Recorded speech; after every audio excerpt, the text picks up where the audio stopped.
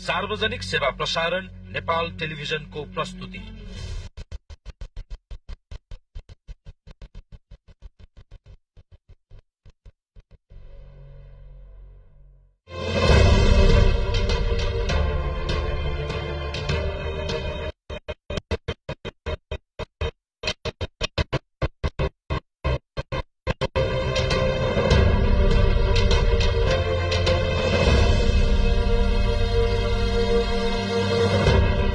नमस्कार।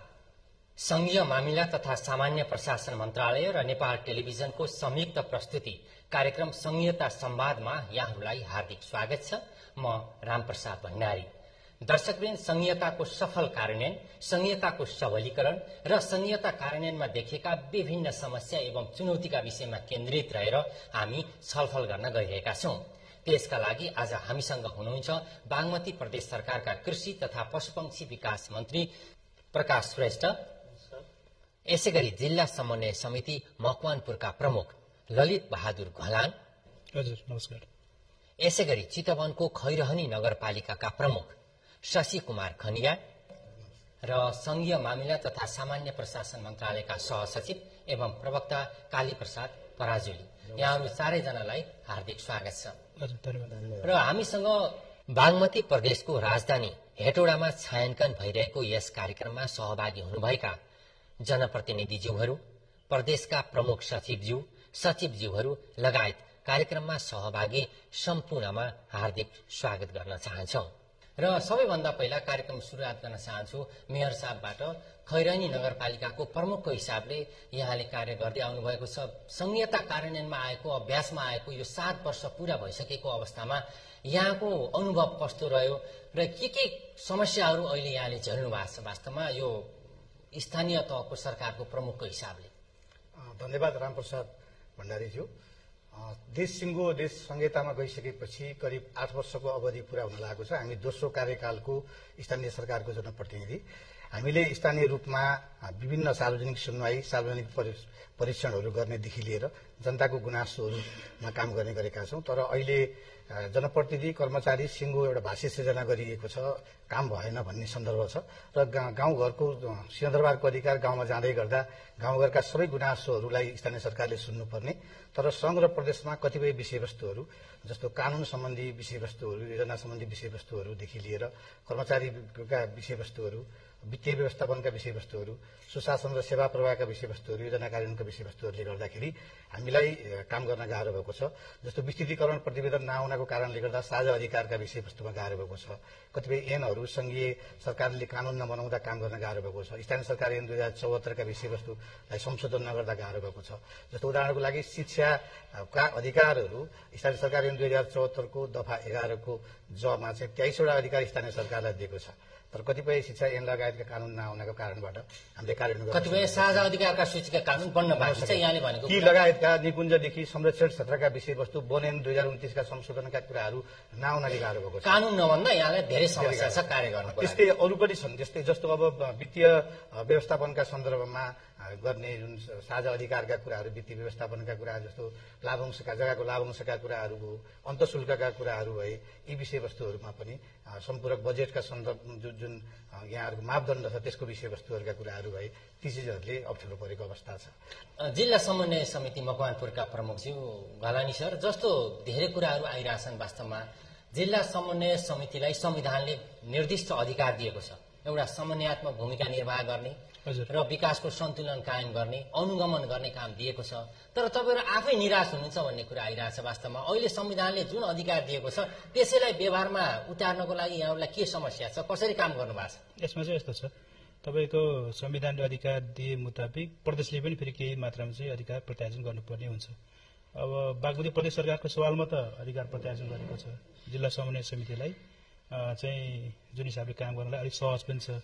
सो मुताबिक अन्य प्रदेशहरूले चाहिँ अधिकारहरू प्रत्यार्जन गरेको छैन। अर्थात् चाहिँ जुन हिसाबले त्यसलाई एक्टिभ गराउनु पर्थ्यो त्यो नभएको कारणले गर्दाखेरि कतिपय प्रदेशका चाहिँ अब जिल्ला समन्वयहरू जुन हिसाबले चाहिँ अनुगमन गर्नुपर्ने, समन्वय गर्नुपर्ने, अर्थात् विकास सन्तुलनको लागि चाहिँ अब भूमिका निर्वाह गर्नुपर्ने बाटोमा चाहिँ अलिकति पछाडि परेको देखिन्छ।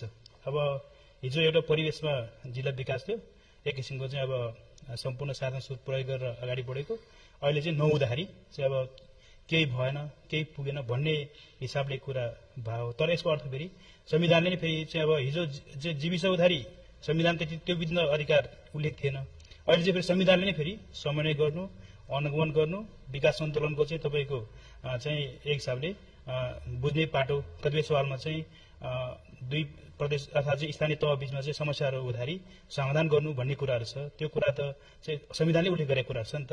त्यो पाटोमा चाहिँ फेरि संविधानले प्रदान गरेको अधिकारको कुराहरू पनि छ। त्यसलाई चाहिँ अब बागमती प्रदेशको एङ्गलबाट हेर्दै निराश हुनुपर्ने स्थिति छैन र कतिपय प्रदेशमा चाहिँ त्यो किसिमको चाहिँ बनाउनु पर्ने चाहिँ जरुरी देखिन्छ। बागमतीमा सही ढङ्गले अगाडि बढेको छ।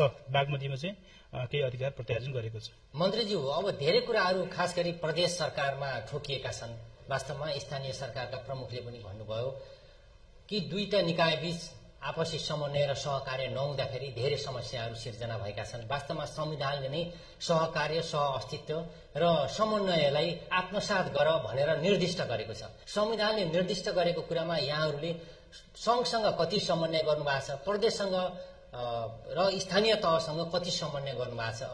संहिताको अवधारणा आइसकेपछि नेपालको संविधान 2072ले संवैधानिक अधिकार क्षेत्रभित्र तोकेका दायराभित्र 3 तहको सरकार, त्यसमा अनुसूची 5, 6, 7, 8 मा व्यवस्था गरेको जुन यो अधिकार क्षेत्र छ, त्यो अधिकार क्षेत्रभित्र रहेर संघीय सरकारसँग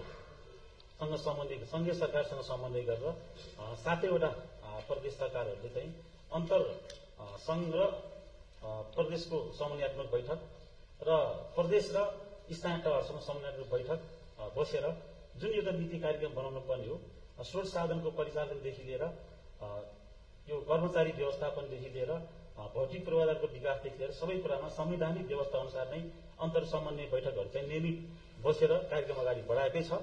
र समग्र रूपमा भन्नुपर्दाखेरि यो अभ्यास गर्दाखेरि मलाई के लाग्छ भने, म अघिल्लो कार्यकालमा पनि प्रदेश सभा सांसदै थिएँ र दोस्रो कार्यकालमा छ मेरो पनि यो, र दोस्रो कार्यकालमा अहिले मन्त्रालय जिम्मेवारी लिँदाखेरि चाहिँ मेरो आफ्नो पनि अनुभव पनि संघीयता भइसकेपछि वास्तवमा यो जुन खालको हाम्रो सेवा दिनुपर्ने र पूर्वाधारको विकास गर्नुपर्ने कुराहरू चाहिँ हामीले हिजो केन्द्रीकृत सरकार हुँदाखेरि र अहिले संघीयता भइसकेपछि जुन खालको एउटा बहुतहको सरकार अहिले हामीले अभ्यास गर्दाखेरि आम नागरिकहरूको सेवा र आम नागरिकहरूको विश्वास चाहिँ पर्याप्त मात्रामा दिएको छ।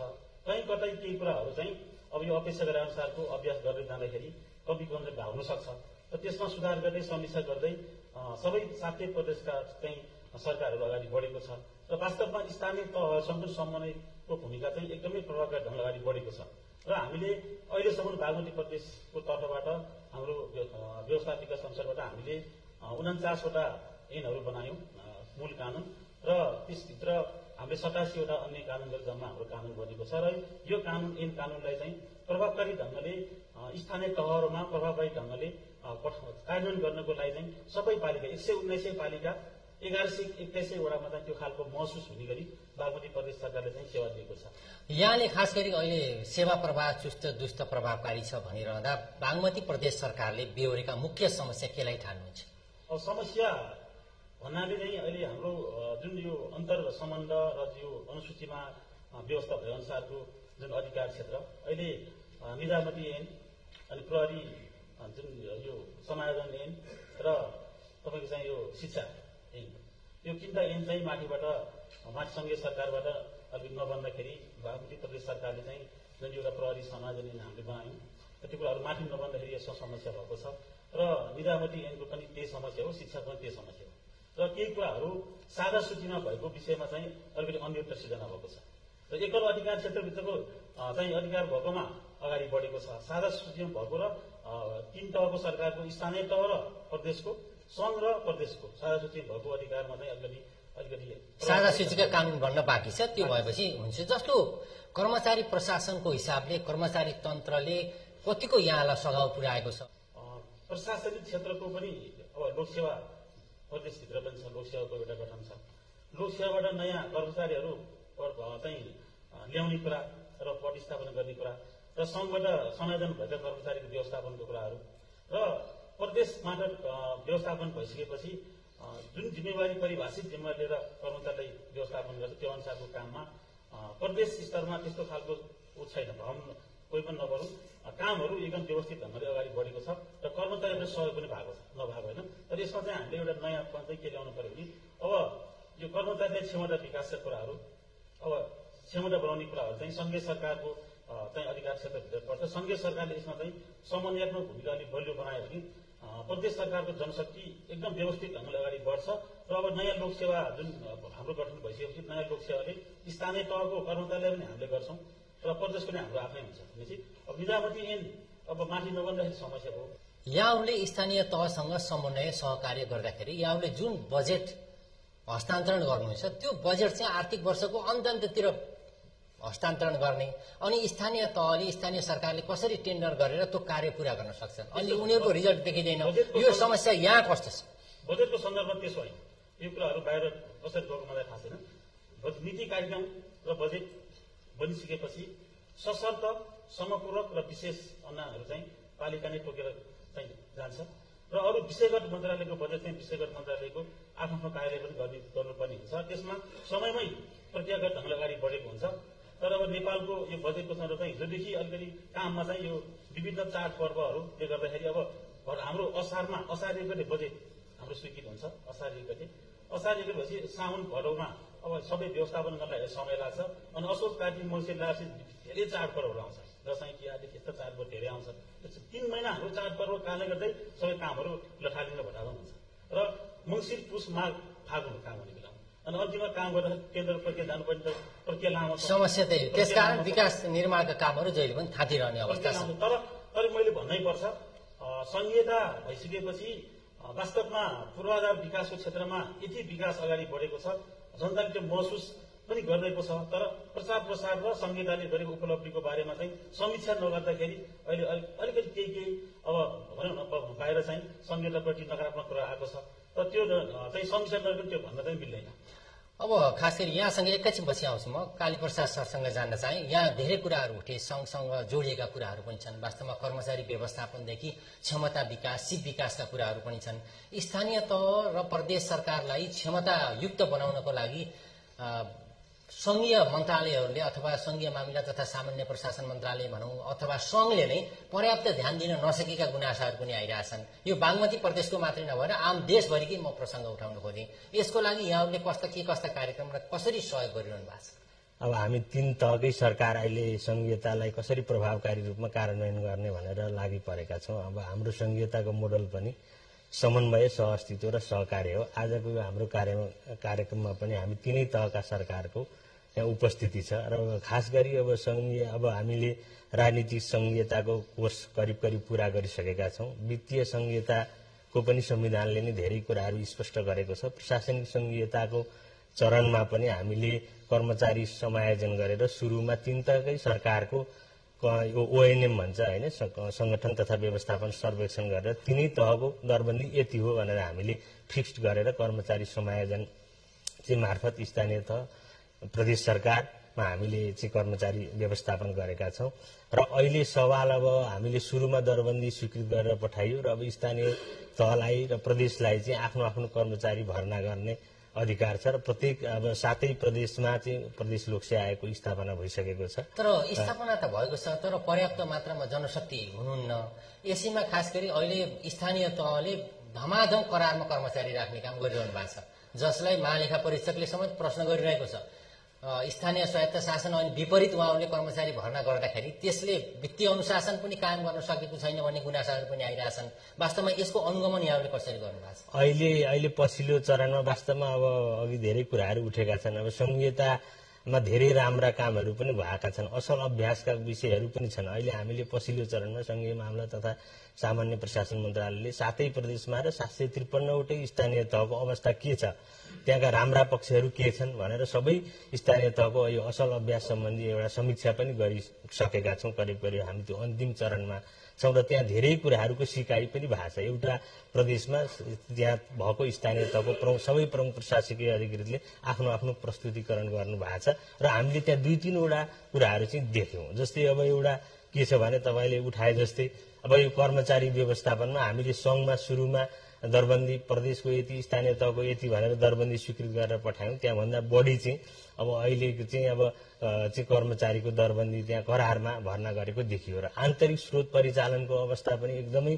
कमजोर देखियो। जस्तै अब स्थानीय अब तराईको जहाँ अब यो नदीजन्य पदार्थहरूको चाहिँ उत्पादन हुन्छ त्यसको गाउँपालिका नगरपालिकाको आन्तरिक स्रोत अलिकति राम्रो देखियो, तर जुन पहाडी हिमाली दुर्गम गाउँपालिकाहरूको नगरपालिकाहरूको स्थिति चाहिँ आन्तरिक स्रोत परिचालनमा पनि कमजोर देखियो। त्यो भएर हामीले अहिले यो असल अभ्यास मार्फत र एउटा समग्र प्रतिवेदन हामी बनाउँदैछौँ र त्यसले अब स्थानीय तहको 2-3 कुराहरू चाहिँ सुधार गर्नुपर्ने देखिन्छ। एउटा दरबन्दी कति चाहिने हो त्यो फिक्स्ड गर्नु पर्यो, राइट साइजिङ होइन दरबन्दी त्यसको फिक्स्ड गर्नु पर्यो र आन्तरिक स्रोत अब हामीले क्षमतावान स्थानीय सरकार कसरी बनाउने त्यो हरेक स्थानीय तहले सोच्नुपर्ने छ र अब हाम्रो समन्वय सहअस्तित्व र सहकार्यको चाहिँ मोडल हो र अब हरेक अब सरकारले समन्वय गरिदिनु पर्ने विषय हो। अब खास गरी अब सङ्घको तर्फबाट करिब हामीले 165वटा कानुन सुरुमा हामीले बनाएर पठायौँ। अब अहिले मेयर साहबले उठाए जस्तै सङ्घीय निजामती सेवा ऐनको व्यापक घनीभूत छलफल भएको छ। आजको कार्यक्रममा पनि माननीय मन्त्रीज्यू श्रीमान सचिव आउने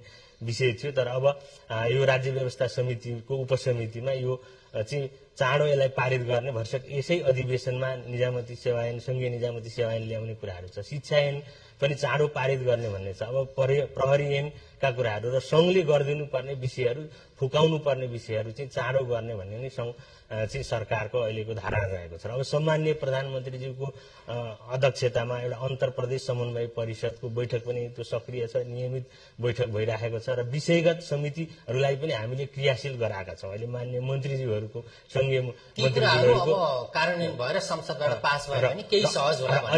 अलिकति अब स्थानीय तहको अब जनप्रतिनिधि र कर्मचारीहरूको क्षमता विकासको लागि अहिले हामीले पछिल्लो चरणमा हामीले ध्यान दिएका छौँ। वास्तवमा एउटा संस्थागत विकास भएन, संस्थागत क्षमता भएन भने स्थानीय तहले चाहिँ अगाडि बढ्न सक्दैन। अब 5-5 वर्षमा चाहिँ जनप्रतिनिधिहरूको चेन्ज हुन्छ, तर अब त्यहाँको ब्युरोक्रेसी स्ट्रङ भएन भने अब त्यसले चाहिँ फङ्सन गर्न सक्दैन। त्यो भएको हुनाले अब हामीले स्थानीय तहको जनप्रतिनिधि र कर्मचारीको क्षमता विकासको लागि हाम्रो स्थानीय विकास प्रशिक्षण प्रतिष्ठान र स्वयं मन्त्रालयको तर्फबाट र अहिले PLGSP कार्यक्रम छ, प्रदेश तथा स्थानीय सहयोग शासन कार्यक्रम भन्ने छ र हरेक प्रदेश र 7 प्रदेशमा यो कार्यक्रम हाम्रो चाहिँ मुख्यमन्त्री तथा मन्त्री परिषदको कार्यालय मार्फत सञ्चालित छ। त्यो तीनटै अब चाहिँ संस्था मार्फत चाहिँ स्थानीय तहको जनप्रतिनिधि र कर्मचारीको क्षमता विकासमा हामी अहिले लागिरहेका छौँ।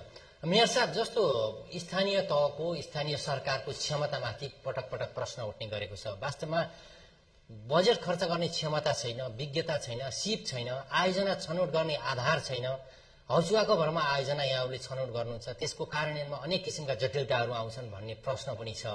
र अर्कोतर्फ यहाँहरूले सङ्घले पठाएका प्रमुख प्रशासकीय अधिकृतलाई हाजिर नगराउने, फर्काइदिने, यहाँले चाहेकै अनुसारको प्रमुख प्रशासकीय अधिकृत आयो भने यहाँले स्वागत गर्ने, अनि कुराकानी मिलेन र असमझदारी बढ्यो भने तत्काल फर्काइदिने, यस्ता धेरै ठाउँका उदाहरणहरू म दिन सक्छु। र यो खालको व्यवस्थाले एउटा समस्या उत्पन्न गरेको छ, जनताको सेवा प्रभावित भएको छ भन्ने गुनासाहरू पनि सुनिन्छन्। वास्तवमा यस्तो खालको सोचाइ, यस्तो खालको बुझाइलाई कसरी परिवर्तन गर्दै हुनुहुन्छ? अब हेर्नुहोस्, यो हजुर हाम्रो बुझाइको कुरा हो। स्थानीय सरकारहरू, कतिपय स्थानीय सरकारहरूले राजस्व जम्मा गर्ने, सेवा प्रवाह गर्ने, अघि नै मैले भनिसकेँ घर दैलो अगाडिको सरकार राम्रो कामहरू गरेका छन्, राम्रो असल अभ्यासहरू गर्नुभएको छ। त्यो सन्दर्भमा सङ्घीय सरकारले जुन पालिकाले राजस्व उठाएको छ राम्रोसँग, जुन पालिकाले चाहिँ पुँजीगत खर्च राम्रोसँग गरेको छ, त्यस्तो पालिकालाई चाहिँ यो सम्पूरक अनुदान चाहिँ 30% 20%मा झाड दिएर सिङ्गो राज्यको ढुकुटीलाई चाहिँ असर पार्ने गरी काम गरेको छ। जस्तो उदाहरणको लागि घर जग्गा रजिस्ट्रेसनमा एउटा घरबाटो सिफारिसको सन्दर्भमा त्यो वडा अध्यक्षले अथवा नगरपालिकाले राम्रोसँग ध्यान दिएन भने त्यसको मूल्याङ्कनमा कति पैसा, कतिको असर पर्छ, राष्ट्रिय ढुकुटीलाई त्यसले असर गर्छ गर्दैन, त्यसलाई वैज्ञानिक नगरिकन बरु चाहिँ विशेष अनुदानले ती चाहिँ अलिक कमजोर पालिकाहरूलाई सहयोग गर्न सकिन्छ, विशेष अनुदानले त्यसलाई समेट्न सकिन्छ। त्यो किसिमको गैर जिम्मेवार कामहरू चाहिँ भएको छ। अर्को पहुँचको आधारमा चाहिँ विकास बजेटहरू विशेष गरेर 10 लाख, 5 लाख, 1 लाखका बजेटहरूमा माननीयज्यूहरू चाहिँ नीति र योजनामा भन्दा चाहिँ वडा अध्यक्षमा जुन्ने, अनि त्यसपछि गएर 1 लाखका 2 लाखका योजनाहरू गर्ने, अनि यो महिला बालबालिका, जनजाति, दलितको चाहिँ क्षेत्र अधिकार, त्यहाँको चाहिँ भूगोललाई नबुझिकन पैसा हालिदिने, एउटा चिजलाई प्राथमिकता छ, गाउँमा एउटा चिजले दुखेर त्यो पालिकाको चाहिँ गाउँपालिकाको प्रमुखहरूले काम गर्न नसकेर बसिया छ, भ्याट पैसा अर्कोमा पाउने, कुनै चाहिँ कृषिको सहकारी अथवा कुनै चिजलाई तोकेर चाहिँ फिक्स मनी पैसाहरू आउने, यस्तो किसिमबाट चाहिँ जुन गरिब र विपन्न र पछाडि परेका समुदायले त्यो संहितामा गइसकेपछि अनुभूति गर्न सकेका छैनन्। आफ्नो घरको आफूले केही भेटाएको छैन, अर्को एउटा मान्छेले मजाले अनुदान प्राप्त गरिसकेको छ, त्यो सन्दर्भ छ। अब कर्मचारीको व्यवस्थापनको जुन सन्दर्भको कुराहरू भन्नुभयो, कर्मचारी स्वाभाविक रूपमा हाम्रो संरचना कसरी बनेको छ, प्रधानमन्त्रीज्यूको मुख्य मन्त्रीका सचिव राख्नेदेखि लिएर वडासम्मको सन्दर्भमा हामीले कुन किसिमको अभ्यास गरेका छौँ, त्यो अभ्यास चाहिँ स्थानीय सरकार प्रमुखले पनि अनुकूलताको चाहिँ कर्मचारी खोज्ने अभ्यास त सबै सरकार प्रदेश सरकारहरूबाट नै त्यो आयो। अब म एउटा यहाँलाई उदाहरण दिन चाहन्छु, जुन ठाउँमा कर्मचारीको अत्यन्त काम कम छ, दिनभरि घाम तापेर बस्नुपर्ने छ, त्यो ठाउँमा कर्मचारी टन्नै छ। जुन ठाउँमा सेवाग्राहीको घुइँचो छ, काम गर्न सकेका छैन, त्यो ठाउँमा चाहिँ स्थानीय सरकार चाहिँ हाम्रो होइन यो कसको भनेर चाहिँ गरेर आफै व्यवस्थापन गर भनेर चाहिँ धकल्दिने अवस्था छ। त्यसमा पनि यो बाजिएका विषयवस्तु, मानव उदाहरणको लागि त्यो स्थानीय सरकारले कर्मचारी नियुक्ति गर्यो, तपाईँको दरबन्दी सिर्जना गर्यो नगरसभाबाट, अनि आफ्नो अधिकारले सिर्जना गर्यो, महालेखा परीक्षकले आएर एउटा अघिल्लो सालको महालेखा परीक्षक आउनुहुन्छ, एउटामा देखाइदिनुहुन्छ, अर्को त्यसको मापदण्ड छैन, अख्तियार अनुसन्धान आयोगले 753लाई एउटै डालामा हालिदिनुहुन्छ, अनि चाहिँ स्थानीय सरकारमा व्यापक भ्रष्टाचार भयो भनेर मनोबल गिराउने काम हुन्छ। उजुरीहरू परेका छन्, जस्तो यहाँहरूले जसरी वित्तीय अनुशासन कायम गर्नु पर्थ्यो, लेखा प्रणाली सही दुरुस्त गर्नु पर्थ्यो, ती कुराहरू भएन भने महालेखाको पनि प्रतिवेदन छ, अख्तियारका प्रतिवेदन उठेका छन्। उजुरी पर्छन् स्थानीय रूपमा गाउँघरमा चौतारा बाटाघाटा, अल्लो घरको झगडा पल्लो घरको झगडा जम्मै समस्या समाधान गर्ने कानूनी एउटा कर्मचारीको व्यवस्थापन सङ्घीय सरकारले गरिदिएको छैन। उजुरी गाउँमा आइसकेपछि गाउँको मान्छेले एकदम सहज र पहुँचमा पुर्याएको छ अख्तियारलाई, एकल फोन गरेको भरमा आउँछ। उजुरी पछि त्यो चाहिँ आरोप लाग्ने कुरो उजुरी भयो, उजुरी पछाडि स्थानीय सरकार के देशभरिको स्थानीय सरकारहरू भ्रष्टाचारमा छन् त? 753लाई एक ठाउँमै जोडेर तपाईँको मनोबल गिराउने काम भएको छ कि छैन त? भरानी सर, जस्तो योजना छनौटमा यहाँहरूको भूमिका त्यति प्रभावकारी भएन भन्ने छ, यसमा यहाँहरूले भूमिका अझ प्रभावकारी बनाउन सकिँदैन के छ? के सङ्घले अथवा प्रदेशले कस्तो खालको सहयोग गर्यो भने यहाँ अझ बढी प्रभावकारी रूपमा काम गर्ने वातावरण बन्छ? योजना छनौटको सवालमा चाहिँ यस्तो, अब प्रदेश सरकारले अहिले भर्खरै योजना ब्याङ्कको चाहिँ अब थालनी गरे जस्तो लाग्छ, सङ्घले पनि त्यसरी नै गर्न थाल्दाखेरि राम्रो हुन्छ। अब चाहिँ के भन्छ, गोजीबाट योजना तिर्न थाल्यो भने चाहिँ त त्यसको खासै काम हुँदैन। अब त्यसको लागि जस्तो विकास सन्तुलनको कुराहरू पनि छ नि, सन्तुलनको लागि अर्थात् चाहिँ यो कतिपय स्थानीय तहको रासो उठ्दैन, अर्थात् चाहिँ त्यो स्थानीय तह नै चल्ने स्थिति हुँदैन। कतिपय स्थानीय तहको तपाईँको चाहिँ अब रासो यति हुन्छ कि त्यो तपाईँको चाहिँ विकास निर्माणको लागि पर्याप्त हुन्छ, सङ्घ पनि चाहिँदैन, प्रदेश पनि नचाहिने स्थिति पनि हुन्छ। त्यो अवस्था पनि छ, हाम्रो विशेषता त त्यो अनुसार पनि छ। त्यो कारणले गर्दाखेरि विकास सन्तुलनको सवालमा चाहिँ तपाईँले भन्नुभएको जस्तै कतिपय सवालमा हामीले फेरि रिपोर्ट राखिरहेको हुन्छौँ, यो स्थानीय तहको अवस्था यो छ र यसलाई चाहिँ यो किसिम आवश्यकता छ भन्ने कुरा हाम्रो निरन्तर नै रहन्छ, रिपोर्ट रहन्छ। र रिपोर्ट पनि तपाईँको चाहिँ अब कार्यान्वयनको पाटोमा चाहिँ सम्बन्धित निकायले अथवा स्थानीय प्रदेश सरकारले सङ्घ सरकारले पनि त्यो हिसाबले चाहिँ तपाईँको कार्यान्वयन गर्दाखेरि त्यो चाहिँ अब भएन भन्ने चाहिँ हुँदैन। हामीले आफ्नो ठाउँबाट गर्नुपर्ने काम त हामीले गरिरहेको हुन्छौँ। अर्को कुरा तपाईँको चाहिँ जस्तो एफआरआई कुराहरू छैन, रिजाको कुराहरू छ, हामीले त्यसको लागि पनि कार्य गरिरहेकै हुन्छौँ होइन। त्यो भनिसकेपछि रिपोर्ट हामीले आफ्नो तरिकाले चाहिँ पेश गर्ने कामहरू र त समग्रमा जिल्लाको चाहिँ हामीले त्यो चौमासिक रिपोर्टहरू पनि पेश गरेर हुन्छ नि त, ती कार्यहरू चलिरहन्छ। हाम्रो अनुगमन पाटन चलिरहन्छ, जस्तो कि स्थानीय लेभलको सम्बन्धित प्रदेश सरकारले ल्याएको या सङ्घ सरकारले दिएको योजनाको पनि हामी अनुगमन गरेर हुन्छ, त्यो रिपोर्ट पनि हामीले पेश गरेर हुन्छ। भनिसकेपछि त्यसको चाहिँ अब चाहिँ कार्यान्वयनको पक्षमा चाहिँ अर्थात् चाहिँ कतिपय सवालमा चाहिँ कमजोरी पनि हामीले औलाइरहेका हुन्छौँ नि त। मन्त्रीज्यू, अब छोटकरीमा यहाँसँग जान्न चाहे, यहाँहरूले आयोजना के का आधारमा छनौट गर्नुहुन्छ? पहिलो कुरो त बजेट खर्च गर्ने, कार्यक्रम सम्पन्न गर्ने कुरामा अत्यन्त कमजोर पर्फर्मेन्स देखियो प्रदेशहरूको। यो स्थानीय तहलाई दिने विभिन्न अनुदानहरूको विषयमा चाहिँ एकद्वार प्रणाली होस् भन्ने उद्देश्यले यस आर्थिक वर्षदेखि बागमती प्रदेश सरकारले नीति आयोगको जुन यो योजना ब्याङ्क हिजो भर्खर हाम्रो शुभारम्भ भएको छ र अघिल्लो कार्यकालमा अब अभ्यास गरिरहँदाखेरि चाहिँ अब सशर्त सम्पूर्ण विशेष चाहिँ पालिका वाइज सिफारिसको आधारमा हाम्रो बजेट विनियोजन हुन्छ। विषयगत मन्त्रालयहरूको बजेट चाहिँ कस्तो हुन्छ भने अब विभिन्न सङ्घ संस्थाहरू पनि धेरै प्रस्ताव आउने, अनि पालिकाहरूबाट पनि आउने, राजनीतिक दलहरू पनि आउने, यसरी चाहिँ धेरै ठाउँबाट आउने भएपछि त्यो बजेट छनौट गर्दाखेरि चाहिँ अब समस्याहरू के भएको छ। अब यसलाई चाहिँ बजेट हाम्रो जान्छ छनौट त भइहाल्छ, बजेट जान्छ, तर गएको बजेटलाई प्रभावकारी ढङ्गले कार्यान्वयन गर्दाखेरि चाहिँ समस्या पनि आएको छ। अब यस आर्थिक वर्ष 82-83 मा चाहिँ एउटा व्यवस्थित गर्ने बागमती प्रदेश लागेको छ। यसमा चाहिँ विशेष गरी अब हामीले पालिका वाइज पनि सम्बन्धित पालिकाले चाहिँ आवश्यकता र प्राथमिकता भूगोल केन्द्रित त्यो ठाउँको विकास निर्माणको चाहिँ कुन ठाउँमा बढी आवश्यक छ त त्यो पहिचान गरेर चाहिँ उहाँहरूले सिफारिस गरेपछि त्यो आधारमा चाहिँ हामीले सङ्घीय सरकारको सीमा र स्थानीय सरकारको सीमा भन्दा अलिक बिचको सीमा हामीले प्रदेश सरकारले चाहिँ नेतृत्व गर्नुपर्छ भन्ने हिसाबले अब ठुल्ठुलो योजनाहरू बहुवर्षीय डिपिआर बनेका ठुल्ठुलो योजनाहरू सङ्घीय सरकारको तर्फबाट त्यो भइहाल्छ। अब प्रदेश सरकारले पनि प्रदेश सरकारको माध्यममा गर्नुपर्ने मापदण्डभित्र पनि प्रदेश सरकारले गरिहाल्छ र सानो सानो योजनाहरू स्थानीय सरकारले गर्छ। र एउटा कुरा चाहिँ के म भन्न चाहन्छु भने अहिले सङ्घीय सरकारले नीति कार्यक्रम र ऐन कानुन बनाउनेमा बढी प्राथमिकता दिनु पर्यो। प्रदेश सरकारले विकासको मध्यम खालको विकास ठुलो विकास प्रदेश सरकारले गर्नु पर्यो र सेवाको काम चाहिँ स्थानीय सरकारले गर्नु पर्यो। यो संवैधानिक व्यवस्था अनुसार पनि वास्तवमा यसको भावना मर्म र उद्देश्य पनि यसमा जोडिन्छ। यही मर्म अनुसार काम भएको छ कि त्यसकारणले गर्दा यो कुरालाई अलि सन्तुलन गर्न नसक्दाखेरिको अहिले विकासको कुरामा अलिकति अन्यलता भएको हो। तर यस आर्थिक वर्ष 82-83 मा चाहिँ हामीले अब नयाँ यो नीति कार्यक्रम बनाउने, सिद्धान्त प्राथमिकता चाहिँ आधार बनाउने, जसले सिद्धान्त प्राथमिकता हो त्यसपछि नीति कार्यक्रम बन्छ, त्यसपछि बजेट बन्छ। त्यो बजेटको कार्यान्वयनता चाहिँ तिनटै कुरामा मिल्नु पर्यो। त्यो अनुसार गर्दाखेरि चाहिँ 25 लाखदेखि कमको योजना चाहिँ प्रदेश सरकारले नहाल्ने, यसपटक त्यो व्यवस्था गर्दै 25 लाखदेखि 25 लाखसम्मको योजना चाहिँ पालिकामै जानकारी व्यवस्थापन गर्दा सबैभन्दा राम्रो र 25 लाखदेखि माथिको ठुलो योजना चाहिँ प्रदेश सरकारले नै आफ्नो विषयगत कार्यहरू गर्ने।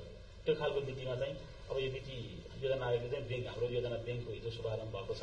मलाई यसपालि चाहिँ के विश्वास छ भने 119 पालिकाहरूबाट एउटा चाहिँ सिस्टममा जाने समानीकरण विशेष समपूरक र तपाईँको चाहिँ यो विषयगत मन्त्रालयको बजेट चाहिँ यो व्यवस्थित ढङ्गले खर्च हुन्छ। एकद्वार प्रणालीबाट चाहिँ योजनाको प्रस्ताव पनि आउँछ यसपालि। त्यो हिसाबले चाहिँ हामीले त्यसमा विश्वास गर्न सकियो। अब अलिकति फ्लोरमा म जान चाहेँ, यहाँले सहभागीहरूले कसैले केही जिज्ञासा राख्न चाहनुहुन्छ भने छोटोमा जिज्ञासा राख्न म अनुरोध गर्दैछु। म गोपाल प्रसाद पोखरेल हेटौडा उपमहानगरपालिका उपनिर्देशक पदमा कार्यरत छु।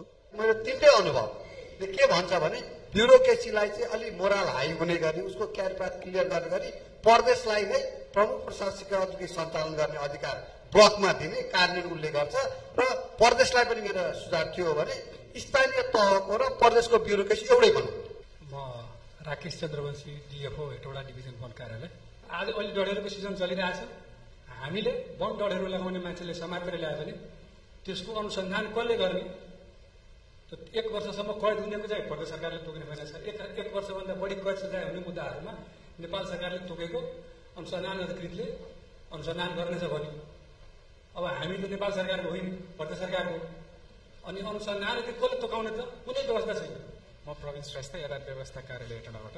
सँगै मोडेलमा कानुन बनाउने, त्यसपछि सोही अनुसारले प्रदेशले सेवा प्रवाह गर्ने हो। त्यसपछि 7वटा प्रदेशमा 7 थरीको चाहिँ हामीले कानुनहरू बनाएको पाइरहेछौँ। बागमती अथवा कुनै एउटा प्रदेशको अधिकार क्षेत्रभित्र रहेर चाहिँ यदार्थ व्यवस्था सम्बन्धी ऐन उहाँ सङ्घले चाहिँ बनाउन पाउँछ कि पाउँदैन भन्ने कुरा हो। प्रश्नहरू धेरै आए। कतिपय सङ्घीय मामिला तथा सामान्य प्रशासन मन्त्रालयको सहसचिवज्यूले दिनुपर्ने जस्तो देखियो, कतिपय मन्त्रीज्यूले दिनुपर्ने जस्तो देखियो। वास्तवमा कालीप्रसाद सरलाई म जान्न चाहेँ, अहिले कर्मचारीको वृत्ति विकाससित जोडिएका प्रश्नहरू पनि गर्नुभएको छ, कतिपय प्रक्रियाका कुराहरू गर्नुभएको छ र कतिपय अब कानुनको अभावमा झेल्नु परेका समस्याको बारेमा पनि उहाँहरूले अवगत गराउनु भएको छ। यहाँले के भन्न चाहनुहुन्छ? सर्वप्रथम त यो कर्मचारी समायोजन, त्यसपछि खटनपटन भन्ने कुराहरू छ। यो अहिलेको समायोजन भनेको सङ्क्रमणकालीन व्यवस्थापन हो। अब हामीले यो प्रस्तावित निजामती सेवा ऐन विधेयकमा पनि प्रदेश र स्थानीय तहको प्रदेशको सचिव र प्रमुख सचिव र चाहिँ स्थानीय तहको प्रमुख प्रशासकीय अधिकृत चाहिँ 10 वर्षसम्म चाहिँ अब अहिले सङ्घबाटै खटाउने भनेको छ। अब त्यो सबै स्थानीय तहहरू वास्तवमा सक्षम हुनुहुन्न। अब कतिले त हामीलाई टोटल कर्मचारी सङ्घबाटै पठाइदिनु भन्नुभएको छ। अब हाम्रो अहिले विद्यमान व्यवस्था के छ भने हामीले प्रदेशको प्रमुख सचिव र प्रदेश मन्त्रालयका सचिवज्यूहरू र स्थानीय तहको प्रमुख प्रशासकीय अधिकृत खटाउने हाम्रो अहिले प्रावधान छ। भनेपछि अब सबै सक्षम नभएको अवस्थामा अब यो 10 वर्षको पिरियडमा चाहिँ अब सबै स्थानीय तहहरू सक्षम हुनुहुन्छ। हरेक प्रदेशमा लोकसेवा आयोगको स्थापना भइसकेको छ। उहाँहरूले आफ्नो दरबन्दी फिक्स गर्नुहुन्छ। दरबन्दी अनुसार कति कर्मचारी चाहिने हो प्रदेश लोकसेवा आयोगमा माग गर्नुहुन्छ, त्यहाँबाट पूर्ति हुन्छ। अनि प्रदेशले पनि सबै कानुनहरू बनाइसकेपछि यो क्रमशः व्यवस्थापन हुँदै जाने विषय हो। उहाँले खास गरी वृत्ति विकाससित जोडिएको प्रश्न पनि गर्नुभएको थियो। प्रदेशमा कार्यरत स्थानीय तहमा कार्यरत कर्मचारीहरू निराश हुनुपर्ने अवस्था छ भन्ने कोणबाट पनि कुरा आए। वास्तवमा त्यही अवस्था हो र?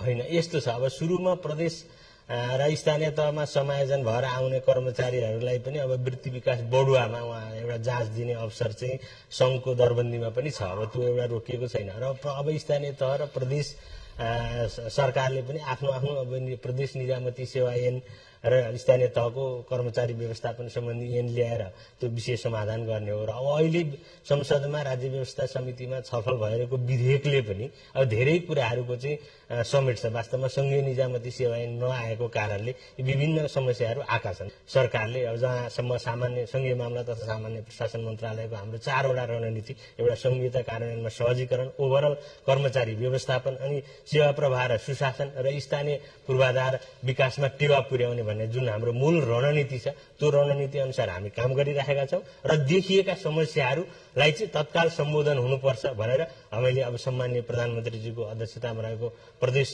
समन्वय परिषद र माननीय मन्त्रीज्यूको अध्यक्षतामा रहेको विषयगत समितिको बैठकलाई क्रियाशील बनाउने, त्यहाँ मार्फत समस्या चाहिँ उजागर गर्ने र सम्बोधनको लागि विभिन्न ऐन कानुनहरू अब अहिले फास्ट ट्र्याकबाट ऐन कानुनहरू ल्याउने काम भइरहेको छ।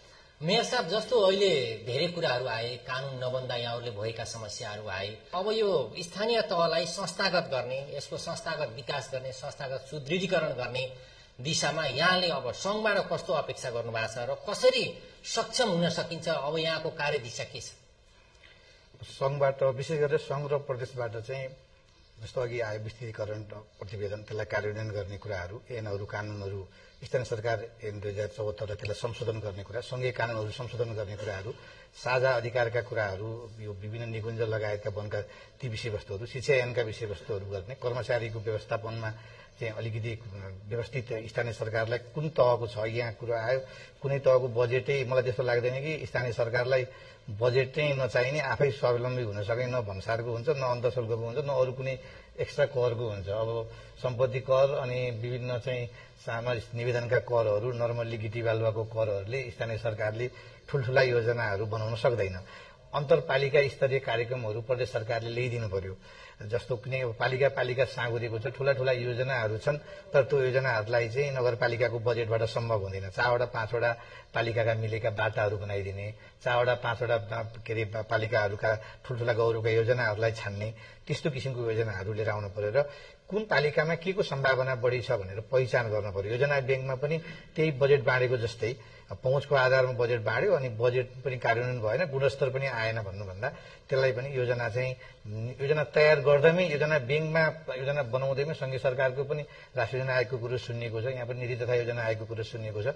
त्यति बेलै त्यो व्यवस्थित गरेर जानु पर्यो र स्थानीय सरकारलाई चाहिँ परेको मुख्य समस्याहरू भनेको स्थानीय रूपमा हुने राजनीति किचलो, अरू के अरे कर्मचारीको व्यवस्थापनका सामान्य जुन कुराहरू तपाईँको सदनमा चल्छन् अथवा प्रदेश सरकारमा चल्छन् त्योभन्दा पृथक ढङ्गका समस्याहरू, यो समस्या चाहिँ फेरि मैले जनप्रतिनिधिको हकमा मात्रै भनेको होइन, कर्मचारी साथीहरूको हकमा पनि प्रदेशसँग बस्ने कर्मचारीलाई भन्दा स्थानीय सरकारसँग बस्ने कर्मचारीलाई राजनीतिक रूपमादेखि लिएर अरू धेरै झन्झटहरूलाई समस्याको समाधान गर्नुपर्ने हुनाले त्यसलाई अनुकूल हुने खाले नीति र योजनाहरू चाहिँ प्रदेश र सङ्घ सरकारले ल्याइदिनुपर्छ भन्ने चाहिँ त्यो भयो भने यहाँहरूलाई काम गर्न अझ सहज हुन्छ।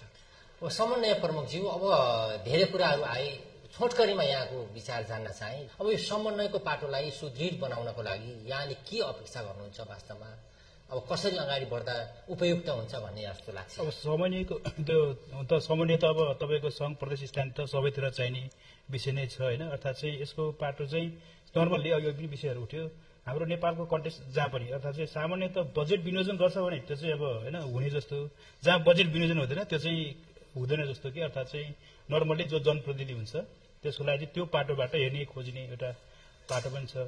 तर चाहिँ यदि चाहिँ सुशासन कायम गर्ने हो भने, अर्थात् चाहिँ देशको चाहिँ अब सन्तुलित विकासको लागि चाहिँ हेर्ने भने अलिक गहिरिएर अध्ययन गर्ने रिसर्चहरू गर्ने र तपाईँको चाहिँ अब कतिपय सवालमा डिपिआर कुराहरू होला, कतिपय तपाईँको एकदम चाहिँ विधिवत तरिकाले चाहिँ कार्यान्वयन गर्ने सवालमा अनुगमन समन्वयको भूमिका चाहिँ अत्यन्तै महत्वपूर्ण छ।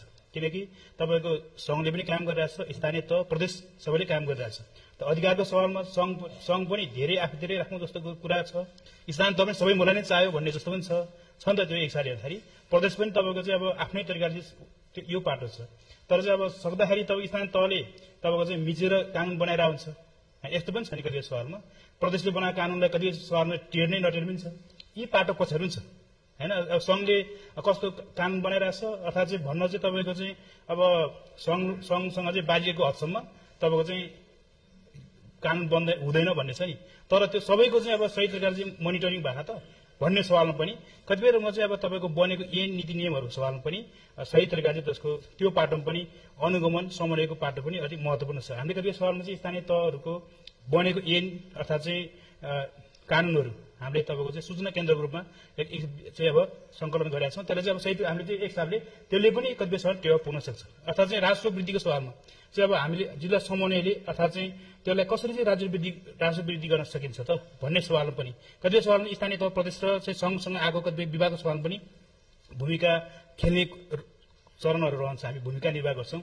त्यो कारणले गर्दा यो समन्वयको पाटोलाई अर्थात् चाहिँ यदि व्यवस्थित तरिकाले गर्ने हो भने त्यो त्यसको निष्कर्षलाई कार्यान्वयन गर्ने भनेदेखि त तपाईँको एक हिसाबले प्रदेशलाई पनि संघलाई पनि र स्थानीय तहलाई पनि कार्य गर्नलाई चाहिँ धेरै सहज र अनुकूलता हुन्छ जस्तो लाग्छ मेरो आफ्नो ठाउँबाट भन्दाखेरि। त्यसको लागि फेरि चाहिँ अब प्रदेश जिल्ला समन्वय समितिलाई दिएको अधिकारको सवालमा काम गरेको कुराहरूलाई चाहिँ कार्यान्वयन गर्ने सवालमा चाहिँ तपाईँको प्रदेशले पनि संघले पनि चाहिँ अब सही तरिकाले त्यसलाई चाहिँ अब कार्यान्वयन गरिदिनुपर्छ भन्ने हामीले बुझाएको रिपोर्ट चाहिँ थन्केर मात्र त भएन। मन्त्रीज्यू, अन्त्यमा हामी कार्यक्रमको अन्त्यमा आइसकेका छौँ। अन्त्यमा छोटकरीमा यहाँको जवाब चाहन चाहे। जस्तो बजेट वितरण समन्वय भएन भन्ने प्रश्न पनि उठ्यो।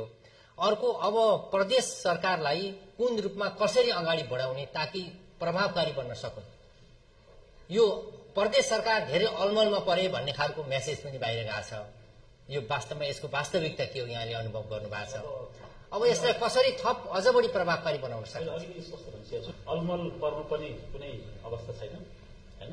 प्रदेश सरकारसँग स्थानीय सरकारले गरेका अपेक्षाहरू, जिल्ला समन्वय समितिले गरेका अपेक्षाहरू र प्रदेश बागमती प्रदेशलाई एउटा समृद्ध प्रदेश र एउटा चाहिँ अधिकार सम्पन्न प्रदेश र तीन तहको सरकारलाई दिएको संवैधानिक अधिकार क्षेत्रभित्र आफूले गर्न पाउने एकल अधिकार र सामूहिक अधिकारहरूलाई व्यवस्थित रूपमा पहिलोसम्म प्रयोग गर्नको लागि बागमती प्रदेश सरकारले बागमती प्रदेश सभाले चाहिँ मैले अघि भनेको थिएँ ऐनहरू कानुनहरू पर्याप्त मात्रामा हामीले बनाइसकेका छौँ र त्यो ऐन कानुनलाई नियमावलीलाई मापदण्डलाई पालिकाहरूले कार्यान्वयन गर्ने चरणमा के कसरी गरेको छ भन्ने कुरा नियमन अनुगमन गर्ने हाम्रो बिचको समन्वय समिति पनि हामीले चाहिँ संरचना बनाएका छौँ। संहितामा जिल्ला समन्वय समिति छ र समग्र पूर्वाधारको विकासको क्षेत्रमा प्रदेशहरूले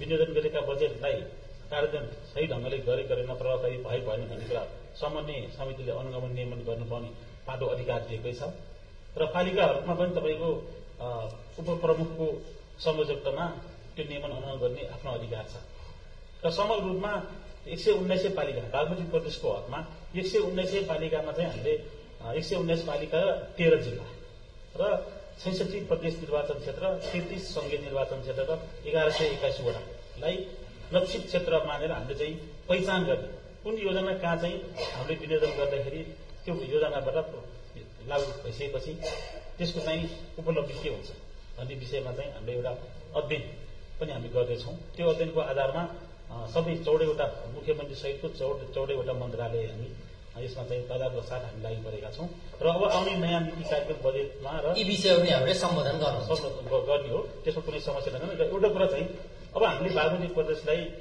समृद्धिको यात्रामा अगाडि बढाउनको लागि चाहिँ विशेष भनेको पूर्वाधार विकासको क्षेत्रमा सबै अधिकार हामीले प्रयोग गरिरहेका छौँ र अब आम नागरिकको अपेक्षा, आम नागरिकको चाहिँ तपाईँको चाहिँ सुझाव र प्रदेश सरकारसँगको अपेक्षा के हो भन्दाखेरि रोजगार, आर्थिक समृद्धि र उत्पादनसँग जोड्ने।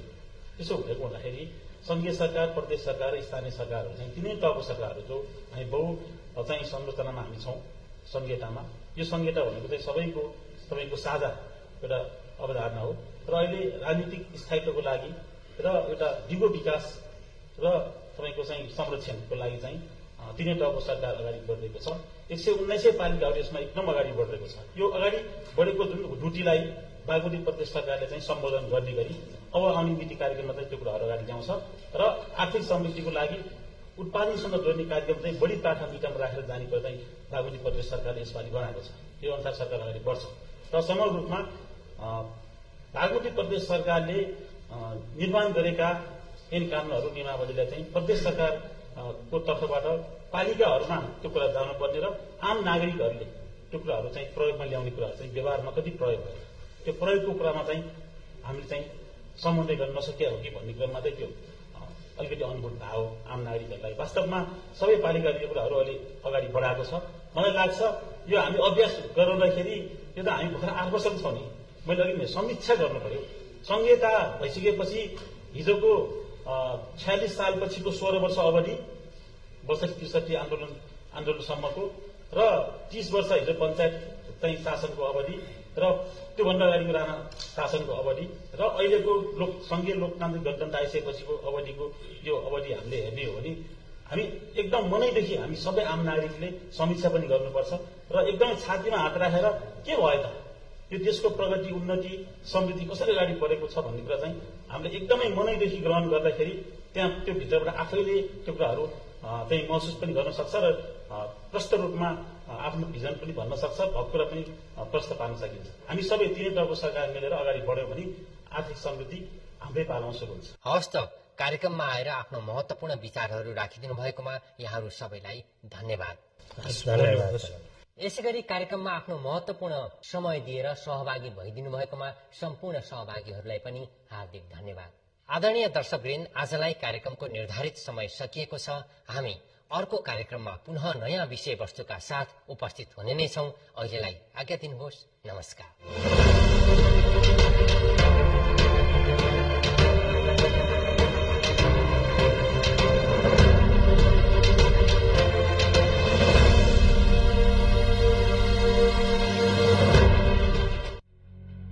सार्वजनिक सेवा प्रसारण नेपाल टेलिभिजनको